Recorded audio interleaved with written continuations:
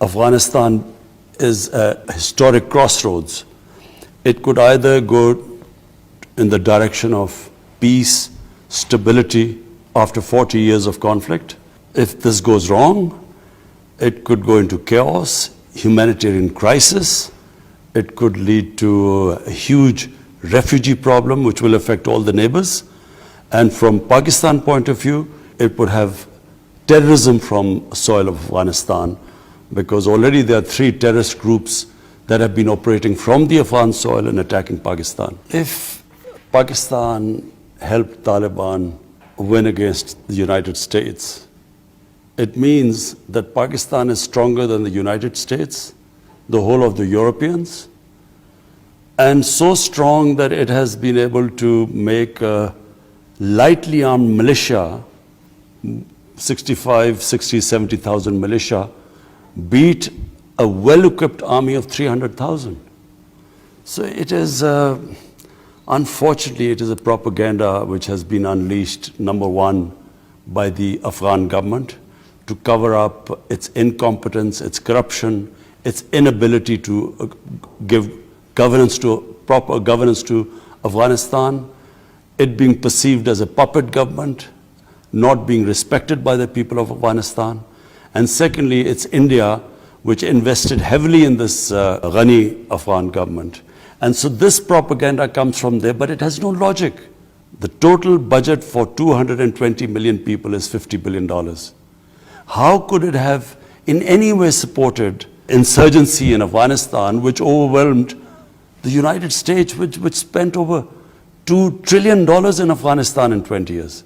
So it is just not logical, it is propaganda. The 300,000 Afghan army did not fight. Did Pakistan ask them not to fight? So if you want to know the reasons why the Taliban won and the Americans finally lost after 20 years, all you have to do is do a detailed analysis of why one of the most bravest nations in the world, the Afghan nation, why did the army give up without a fight? The recognition of Afghanistan is going to be very significant, the Taliban government. And what we are doing is that we are working with all the neighbors of Afghanistan. We are developing a policy. The Pashtun element, Taliban are basically a Pashtun movement, is roughly half the population.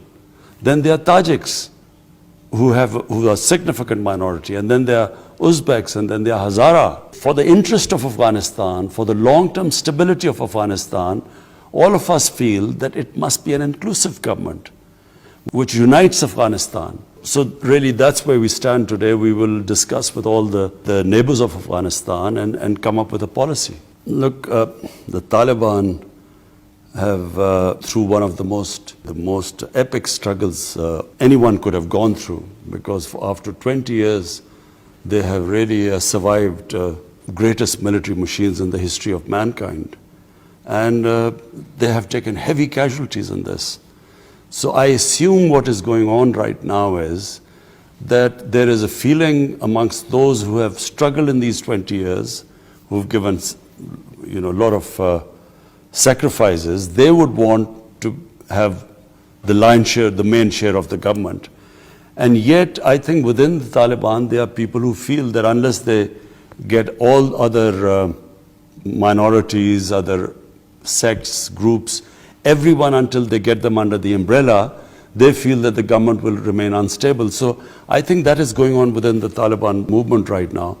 But from the point of view of Afghanistan, as a well-wisher of Afghanistan, I feel that the only way there will be stability, long-term peace, if it's an inclusive government. Well, my government has relationship with them.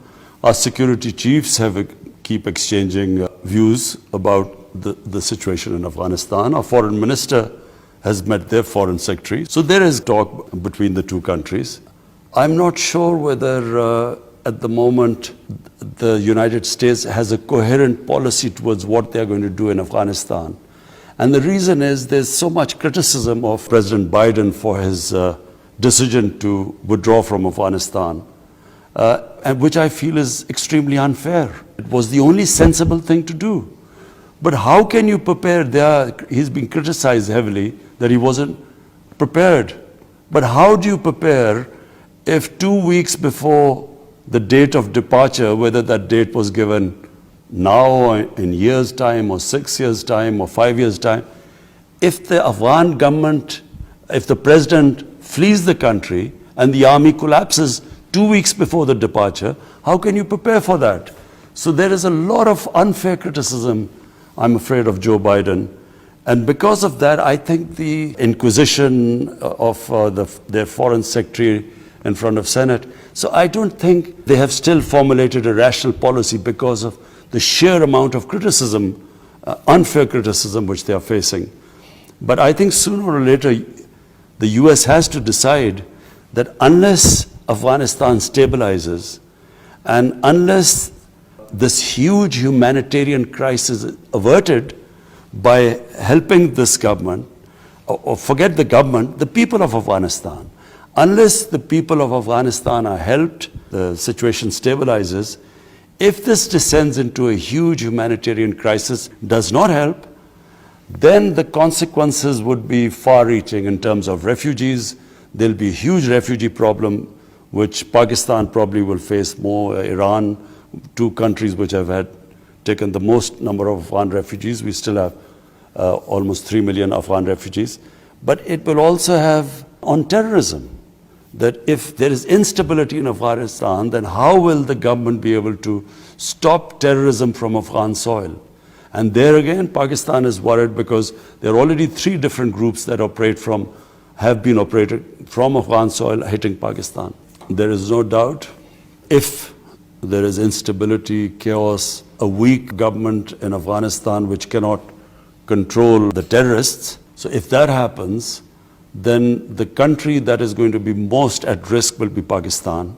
As I said, there are 3 different terrorist groups that have been attacking Pakistan. One is the Tehrik-e-Taliban Pakistan, because they got, when Pakistan took action against these Pakistani Taliban who are attacking the state of Pakistan, they were pushed into Afghanistan. One is that group. Second is ISIS. ISIS has done a number of attacks inside Pakistan territory.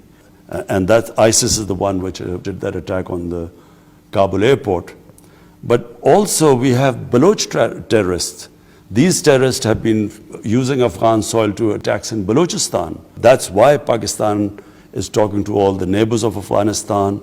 We want a consensus built how we can support this current government and stabilize the situation. But I think the US has a big part to play because US was there for 20 years. If there's terrorism from the soil of Afghanistan, then we must remember that 20 years ago, well, the only reason the US invaded Afghanistan was because of terrorism. Al-Qaeda, which had hit the US. So if that was the reason for coming over, then 20 years later, over $2 trillion spent, 2,400 Americans dead, but hundreds of thousands of Afghans dead, 80,000 Pakistanis died in this. So what would be the achievement if, after all this time, again Afghan soil is being used for terrorism?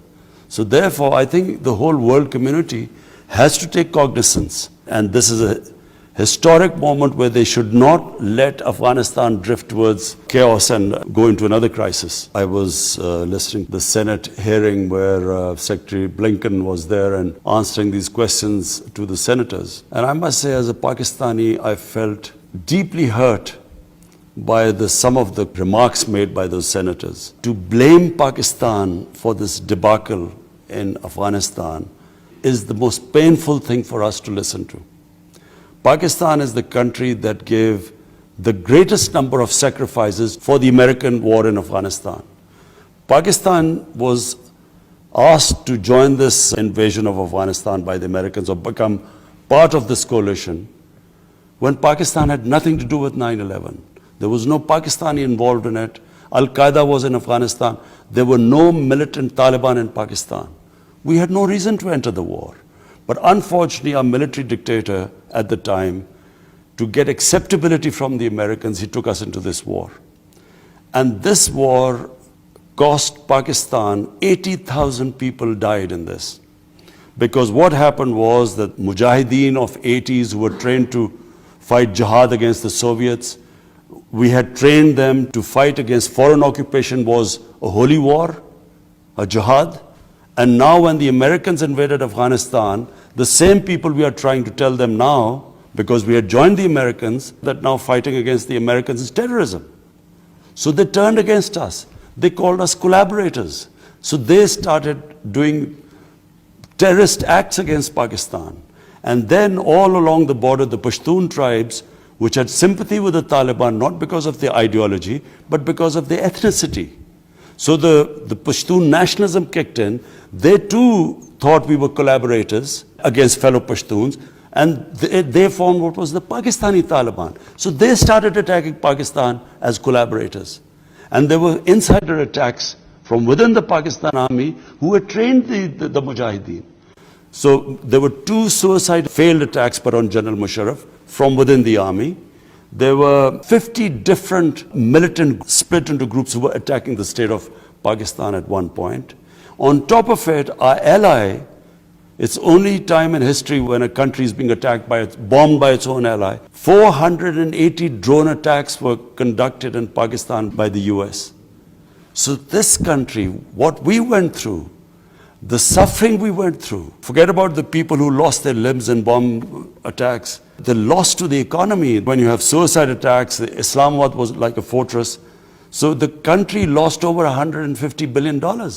And after all this sacrifice, rather than a word of appreciation, because they appreciate other people, they're saying, you know, we are worried about the Afghans who helped the coalition and who, you know, they are trying to look after getting them to the US. But what about Pakistan? A country loses 80,000 people. Were we children of a lesser God? Didn't it matter to them? And then being made scapegoats for their failure in Afghanistan, I think was the most painful thing. I think the world, the international community, they do not have a choice. Because if they do not, Taliban is a reality now, they have taken over Afghanistan. I think the only one choice left is that they should incentivize them, they should encourage them, stick to the promises or announcements they have made about inclusive government, about human rights, have given amnesty to everyone.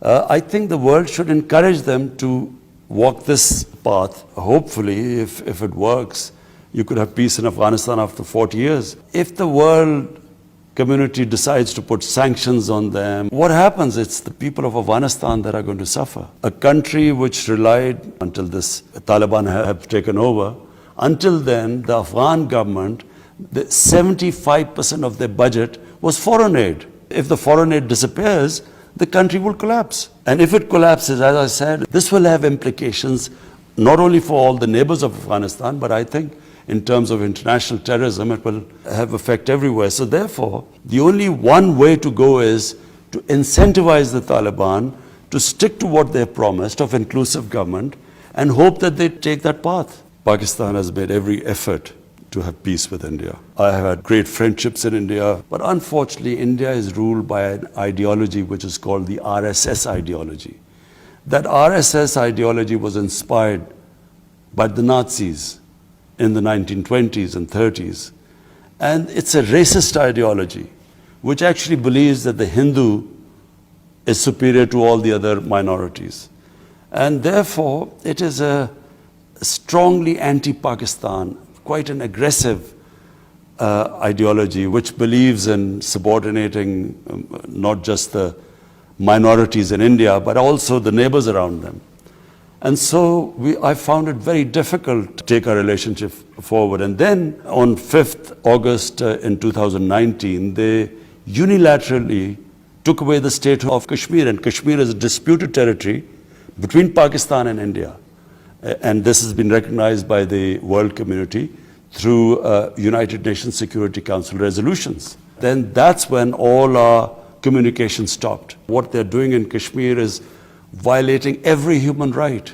The world community worries about Taliban's human rights violations, but what about the violations that are going on in Kashmir, where there are some 800,000 Indian troops basically keeping 8 million people, Kashmiri people, in an open prison. They talk about women's rights in Afghanistan, But there are about, what, 30, 40,000 Kashmiri women that have been raped by the security forces, and all sorts of human rights abuses. This has been well documented by the Human Rights Commissioner of the United Nations, taking the statehood of Kashmir on 5th August 2019 until they go back. Unfortunately, we cannot resume a normal relationship with them. I think our relationship is improving. A couple of times I've met President Putin. We have a very good relationship and understanding. I've spoken to him twice on the phone now, and we want to improve our relationship between Pakistan and Russia. All the countries around Afghanistan, at the moment, the main concern is that Afghanistan should not descend into chaos. So we all agree on that there should be an inclusive government in Afghanistan which would bring stability there. Because our main concern is that instability in Afghanistan would have repercussions. All the neighbors will sooner or later be affected by that. So I was looking forward to meeting President Putin here, but because of his isolation due to COVID-19, he couldn't come. But I am meeting the foreign minister of Russia. Iran is a neighbor. And so therefore you have to live with your neighbor. The more civilized you are with your neighbor, the better it is in terms of trade and for the whole region. Saudi Arabia has been Pakistan's closest ally, a friend which has helped Pakistan in the past when we've needed them. And so therefore our main interest is that there should be understanding between these two countries. What would be disastrous for Pakistan is if there's a conflict between Saudi Arabia and Iran, not just for Pakistan. It would be a disaster for the developing world, because any conflict between those two would affect the oil prices. Already, because of COVID-19 and the supply shortages in the world, the commodity prices have risen up. Inflation is affecting most of all the developing world. It's affecting everyone, but commodity prices rising in the developing world is having a devastating impact on rising poverty. If the two clashed, Iran and Saudi Arabia, I'm afraid the immediate impact would be oil prices. And this will be devastating for the poor people in the whole world. Therefore, I think not just Pakistan, but everyone must ensure that there's a better understanding between these two countries. Iran is a neighbor, and so therefore you have to live with your neighbor. The more civilized you are with your neighbor, the better it is in terms of trade and for the whole region. Saudi Arabia has been Pakistan's closest ally, a friend which has helped Pakistan in the past when we've needed them. And so therefore our main interest is that there should be understanding between these two countries. What would be disastrous for Pakistan is if there's a conflict between Saudi Arabia and Iran, not just for Pakistan. It would be a disaster for the developing world, because any conflict between those two would affect the oil prices. Already, because of COVID-19 and the supply shortages in the world, the commodity prices have risen up. Inflation is affecting most of all the developing world. It's affecting everyone, but commodity prices rising in the developing world is having a devastating impact on rising poverty. If the two clashed, Iran and Saudi Arabia, I'm afraid the immediate impact would be oil prices. And this will be devastating for the poor people in the whole world. Therefore, I think not just Pakistan, but everyone must ensure that there's a better understanding between these two countries.